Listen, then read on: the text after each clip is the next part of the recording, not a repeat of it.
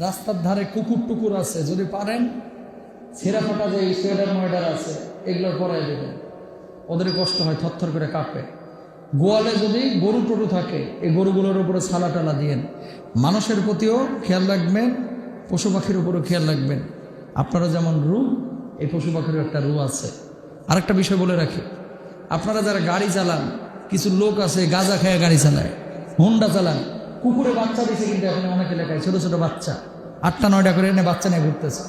কিছু লোক আছে একটু ব্রেক করবে, এই ব্রেকটাও তার আলসি লাগে, ওনার টাইম নষ্ট হবে, ফটাস করে ফাটায় ফাটায় কুত্তার বাচ্চাগুলার। কথা বলেন ঠিক কিনা? জীবন্ত বাচ্চার উপর দিয়ে চালায় দিয়ে এরকম আছে না কিছু বাইক, কিছু গাড়িওয়ালাও আছে, ট্রাকওয়ালাও আছে। এই মিয়া, বিড়ালকে হত্যা করার জন্য একজন সতী মানুষকে আল্লাহ জাহান্নামে দিচ্ছে, আর একজন নর্তকীকে, কুকুরকে পানি পান করানোর জন্য আল্লাহ তাআলা জান্নাতে দিয়ে দিচ্ছে। সুবহানাল্লাহ। তা আপনি যে এই মাখলুকগুলোর এইভাবে একবার ইচ্ছে হইল গায়ের উপর দিয়ে, বুকের উপর দিয়ে চালাই দিয়ে চলে গেলেন, আপনি মানুষ না যদি এরকম কেউ আচরণ করে, ঠিক কিনা? এগুলো করবেন না কখনো। এই শীতকালে অনেক পুরো বাংলাদেশ ঘুরতেছে, দেখতেছি কুকুরে বাচ্চা দিচ্ছে। তো এটা তো আল্লাহর ইশারা। এখন এলাকায় হয়ে গেছে, আপনি কি তাই বলে সবগুলোর এইভাবে চাকা তুলে মেনে লাগবেন? এগুলো ঠিক না কিন্তু। হ্যাঁ, হিংস্র বা এলাকার জন্য ক্ষতিকর যদি হয়, যখন ফতোয়া আসবে রাষ্ট্রীয়ভাবে, যখন সিদ্ধান্ত আসবে যে এগুলো বাচ্চা কাচ্চাকে কামড় দিচ্ছে, এটা মানুষের দেহের জন্য ক্ষতিকর, তখন সরকার সিদ্ধান্ত নিয়ে এগুলো মারতে পারে। নবীজি সাল্লাল্লাহু আলাইহি ওয়াসাল্লাম একবার ইশারা করেছিলেন, আদেশ দিয়েছিলেন মারার জন্য। শীতকালে অনেকে আপনারা ওই যে ক্যারাম বোর্ড খেলেন, তারপরে আপনার সরকারের কারেন্টের তার, রাস্তার রোড লাইনের তার থেকে চুরি করে ব্যাডমিন্টন খেলে।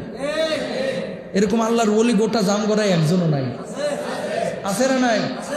সরকারের এই বিদ্যুৎ খুঁটি থেকে বিদ্যুৎ চুরি করে ব্যাডমিন্টন খেলা, ক্রিকেট খেলা, ক্যারাম বোর্ড খেলা, পিকনিক করা, রাত্রে ঢাকঢোল পিটানো জায়েজ?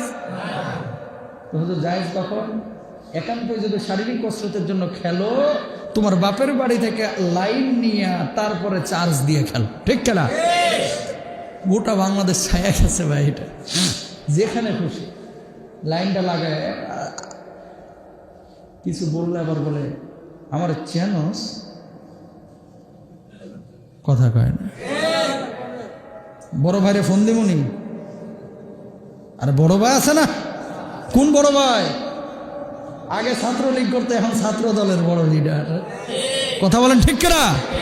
এরকম ভয় দেখায়, এই বেটা আমি কারেন্টের সরকারি লাইন ব্যবহার করছি, তোর সমস্যা কি? আমার চেনস, ভাইরে কিন্তু ফোন দিব। আরে ভাই, ভাইরে ফোন দিয়ে কাম নাই, আল্লাহর আদালতে তোমার দাঁড়াইতে হবে। এই রাষ্ট্রীয় বিদ্যুতের মালিক তোমার বাপ না, তুমি না। এই রাষ্ট্রীয় বিদ্যুতের মালিক রাষ্ট্র, রাষ্ট্রের সব নাগরিক। এখানে হক তোমারও আছে, আমারও আছে, ঠিক? সুতরাং তুমি রাষ্ট্রের হক নষ্ট করবো কেন? করবো না, ইনশাল্লাহ বলেন। আল্লাহ তৌফিক দান করো। হাদা মা ইনদি ওয়াল ইলমু ইনদাল্লাহ আলাইহি তাওয়াক্কালতু ওয়া ইলাইহি উনীব ওয়া আখিরু দাওয়ানা আলহামদুলিল্লাহি রাব্বিল আলামিন। আসসালামু আলাইকুম ওয়া রাহমাতুল্লাহ।